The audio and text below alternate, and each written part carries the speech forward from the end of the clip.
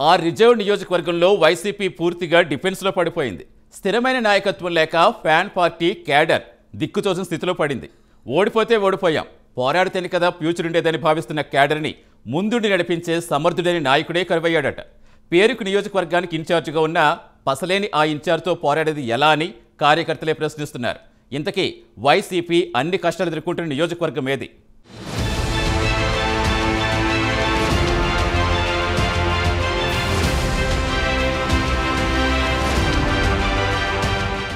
తిరుపతి జిల్లా గూడూరు అసెంబ్లీ నియోజకవర్గం. ఒకప్పుడు ఉమ్మడి నెల్లూరు జిల్లాలో ఉన్న ఎస్సీ రిజర్వ్డ్ నియోజకవర్గాల్లో గూడూరు నియోజకవర్గం ఒకటి. 1952లో ఏర్పడిన గూడూరు నియోజకవర్గంలో 16 సార్లు ఎన్నికలు జరగగా కాంగ్రెస్ 6 సార్లు, టీడీపీ 5 సార్లు, స్వతంత్రులు 3 సార్లు, వైసీపీ 2 సార్లు విజయం సాధించాయి. కాంగ్రెస్ వారసత్వ పార్టీగా పుట్టుకొచ్చిన వైసీపీ ప్రస్తుతం ఆ రిజర్వ్డ్ నియోజకవర్గంలో గడ్డుకాలం ఎదుర్కొంటోంది. దశాబ్ద కాలంగా స్థిరమైన నాయకత్వం లేకపోవడం వైసీపీకి శాపంగా తయారైందట.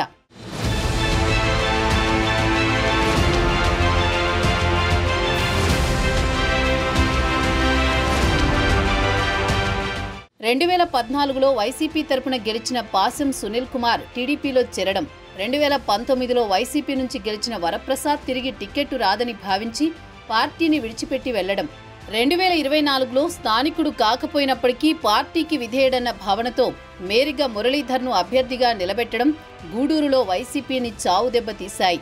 గత ఎన్నికల్లో టీడీపీ నుంచి పోటీ చేసిన పాసం సునీల్ కుమార్ చేతిలో పరాజయం పాలైన మురళీధర్ ఇప్పటికీ కోలుకోలేకపోతున్నారట.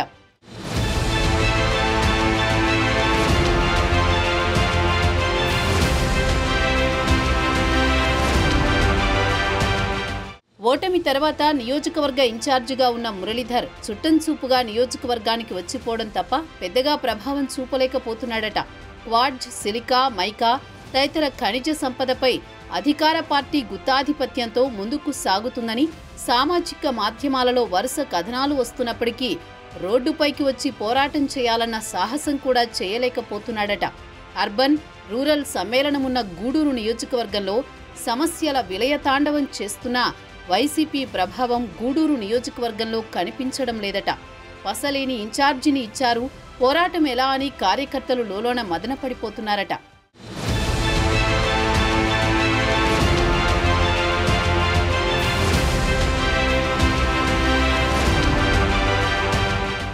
ఓడిపోతే ఓడిపోయాం, ప్రజల తరపున పోరాటం చేస్తే కదా పార్టీకి ఫ్యూచర్ ఉండేదని ద్వితీయ శ్రేణి నేతలు, పార్టీ క్యాడర్ మురళీధర్ని ముళ్లకర్ర పెట్టి పొడుస్తున్నా ఆయన ఆ దిశగా అడుగులు వేయలేకపోతున్నారట.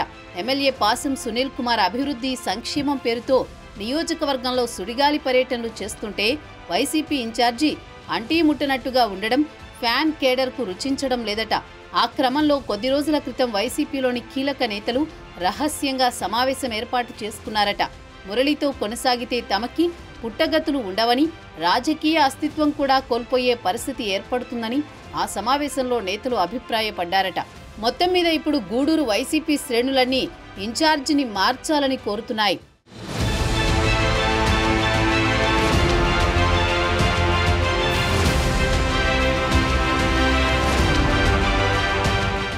ఐదేళ్ల వైసీపీ పాలనలో ఎమ్మెల్యేగా వరప్రసాద్ అవినీతితో అంటకాగి పార్టీకి ఊహించని చెడ్డపేరును మూటగట్టి పెట్టారట. వైసీపీపై ఇప్పటికీ ప్రజల్లో అదే అభిప్రాయం కొనసాగుతోందట. ఇలాంటి పరిస్థితుల్లో ఇన్ఛార్జిని మార్చడమో లేకపోతే మురళీధర్ ఇప్పటికైనా ప్రజల్లోకి చొచ్చుకొచ్చి ప్రజాబాట పడితే తప్ప గూడూరు నియోజకవర్గంలో వైసీపీకి పుట్టగతులుండవని కార్యకర్తలు హెచ్చరిస్తున్నారు. నాటి ముఖ్యమంత్రిగా జగన్ తీసుకున్న నిర్ణయాలపై కూడా గూడూరు వాసుల్లో తీవ్ర వ్యతిరేకత వ్యక్తమవుతోంది. నెల్లూరుకి కూతవేటు దూరంలో ఉండే గూడూరు నియోజకవర్గాన్ని తిరుపతి జిల్లాలో కలపడం ఆ ప్రాంత ప్రజల మనోభావాలను దెబ్బతీసిందట.